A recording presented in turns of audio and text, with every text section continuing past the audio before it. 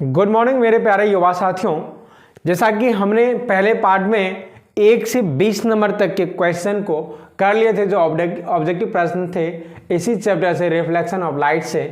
अब हम आगे इसका कंटिन्यू करेंगे और ये है, इसके बाद जो हम कंटिन्यू करेंगे वो है 20 से 40 नंबर तक। ठीक है, तो पहले हम इनको एक बार देख लेते हैं फिर से। दोस्तों यहाँ लिखा हुआ है कि किस प्रक्रिया के कारण हम दिन में ऐसे वस्तुओं को भी देख पाते हैं, दिन में हम ऐसे वस्तुओं को भी देख पाते हैं जिस पर सूर्य का प्रकाश सीधे नहीं पड़ता है। जैसे मान लेते हैं दोस्तों, यहाँ कोई वस्तु है, हम इस वस्तु पर प्रकाश का किरण सीधे नहीं पड़ता है, तो इनको भी हम देख लेते हैं। कैसे?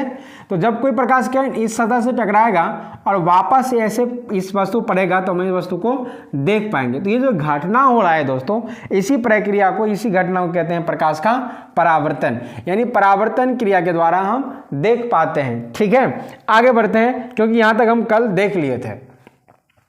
आगे है कि सरल रेखा में चलने वाली प्रकाश को निम्नलिखित में से क्या कहते हैं? सरल रेखा में चलने वाली प्रकाश को किरण आरेख कहते हैं। सरल रेखा में, ध्यान रखिएगा, निम्नलिखित में प्रकाश की किरणों के समूह को किरण पुंज कहते हैं। क्या बोलते हैं दोस्तों? किरण पुंज। एक साथ बहुत सारे प्रकाश किरण समूह में निकल रहा है तो हम इसे कहते हैं किरण पुंज। क्या बोलते हैं? किरण पुंज। तो ये याद रखिएगा, किरण पुंज। आगे है कि प्रकाश की किरणें एक बिंदु स्रोत से निकलकर फैलती हुई चली जाती हैं। दोस्तों, एक बिंदु का मतलब इससे निकला और इधर फैलता हुआ चल जा रहा है, तो इस प्रकार के जो प्रकाश किरण पुंज होते हैं वो होते हैं अपसारी प्रकाश किरण पुंज। अगला प्रश्न को देखते हैं कि निम्नलिखित में से एकत्रित प्रकाश किरण पुंज को क्या कहते हैं? यानी एक बिंदु पर बहुत सारे जगहों से प्रकाश आ रहा है और एकत्रित हो रहा है, तो इस प्रकार के प्रकाश किरण पुंज को कहते हैं अभिसारी प्रकाश किरण पुंज। वे पदार्थ जिनसे होकर प्रकाश आसानी से पार कर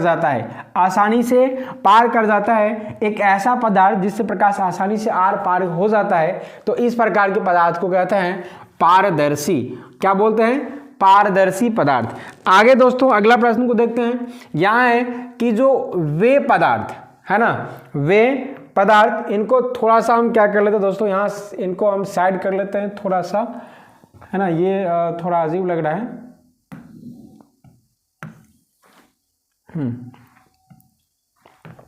ये बीच में आ गया तो शायद अब फिलहाल ठीक है। तो यहाँ हम जो लिखे हैं दोस्तों उनको एक बार फिर से देख लेते हैं कि यहाँ क्या है। यहाँ है कि वे पदार्थ जो प्रकाश को आसानी से अपने में से होकर नहीं जाने देते हैं, उस पदार्थ को कहते हैं। तो जो अपने में से होकर नहीं जाने देते हैं उसको कहते हैं अपारदर्शी, जो ना जाने देते हैं उसको पारदर्शी बोला जाता है। ये क्लियर याद रखिएगा। निम्नलिखित में से पारदर्शी पदार्थ कौन कौन पारदर्शी पदार्थ है जो प्रकाश को अपने से होकर जाने देते हैं? तो पानी भी अपने से होकर प्रकाश को जाने देते हैं, और कांच भी और पानी भी, यानी ये दोनों ऑप्शन हो जाएंगे गौर नंबर का। आगे अगले प्रश्न को देखते हैं। यहाँ है कि निम्नलिखित में से अपारदर्शी पदार्थ कौन कौन है? अपारदर्शी मतलब जिनसे प्रकाश आर पार नहीं होता है, जिनसे टकरा करके वापस लौट जाता है, उस पदार्थ को कहते हैं अपारदर्शी। जैसे टेबल से भी टकरा के लौट जाते हैं तो ये भी होंगे, कुर्सी से भी, और ये वाला ऑप्शन इनका सही हो जाएगा। क और ख दोनों हो रहे हैं तो ये ऑप्शन हो जाएगा। शीशा से प्रकाश आर पार हो जाता है तो ये ऑप्शन नहीं होंगे सही। ठीक है, निम्नलिखित में से पारभासी पदार्थ कौन कौन है? पारभासी मतलब जो अल्प मात्रा में प्रकाश को जाने देते हैं और थोड़ा मात्रा में प्रकाश को वापस भी भेज देते हैं। तो जैसे कि तेल लगा हुआ पेपर, घिसा हुआ कांच, तो ये दोनों हो जाएगा इनका ऑप्शन। ठीक है, अगला प्रश्न है कि घिसा हुआ कांच किस प्रकार का पदार्थ है? तो अभी जस्ट बताए पारभासी पदार्थ है।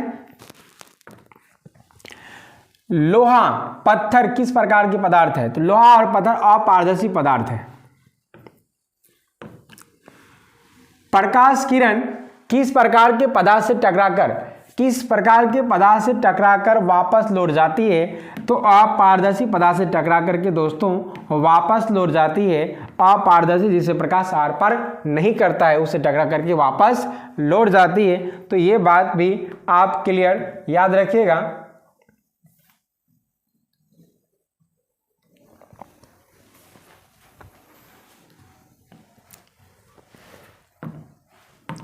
आगे देख लेते हैं अगला प्रश्न को। अगला प्रश्न ये है कि प्रकाश की किरण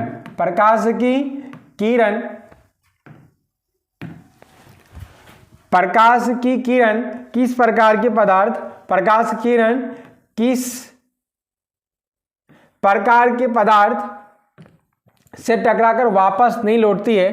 तो पारदर्शी पदार्थ से टकराकर के वापस नहीं लौटती है दोस्तों। किस प्रकार के पदार्थ प्रकाश के एक छोटे से भाग को ही अपने से होकर जाने देते हैं, यानी कौन ऐसा पदार्थ है जो अल्प मात्रा में प्रकाश को जाने देता है? उस पदार्थ को क्या कहते हैं? तो उस पदार्थ को कहते हैं पारभासी पदार्थ। आगे देखते हैं दोस्तों, जब प्रकाश किरण किसी चिकनी सतह से टकराकर लौट जाती है तो इस घटना को कहते हैं प्रकाश का परावर्तन। अगला प्रश्न देखते हैं, निम्नलिखित में से कांच को दर्पण किस प्रकार बनाया जाता है? तो पॉलिश करके हम कांच को दर्पण बनाते हैं। ये बात आपको पता ही होगा। प्रकाश परावर्तन के और अपवर्तन के दो नियम होते हैं, ये भी याद रखिए। आपतन कोण, परावर्तन कोण आपस में एक दूसरे के बराबर होते हैं, तो परावर्तन नियम से वो देखा जाता है। आपतित किरण, परावर्तित किरण, आपतन बिंदु यानी दर्पण पर जो डाला गया, दर्पण के आपतन बिंदु पर जो डाला गया लंब होता है और तीनों एक ही तल में होते हैं। किसका नियम है? तो ये परावर्तन के नियम है। आज का आखिरी प्रश्न हम ले रहे हैं, वह है किसी सतह पर आने वाली प्रकाश किरण को क्या कहते हैं? किसी सतह पर आने वाली प्रकाश किरण को आपतित किरण कहते हैं। क्या कहते हैं? आपतित किरण। तो दोस्तों ये जो ऑप्शन हो जाएगा वो हो जाएगा 1 नंबर का, ये वाली ऑप्शन हो जाएगा। आज के लिए दोस्तों बस इतना ही। अगले वीडियो में मिलते हैं, तब तक के लिए आप सभी को बहुत बहुत धन्यवाद।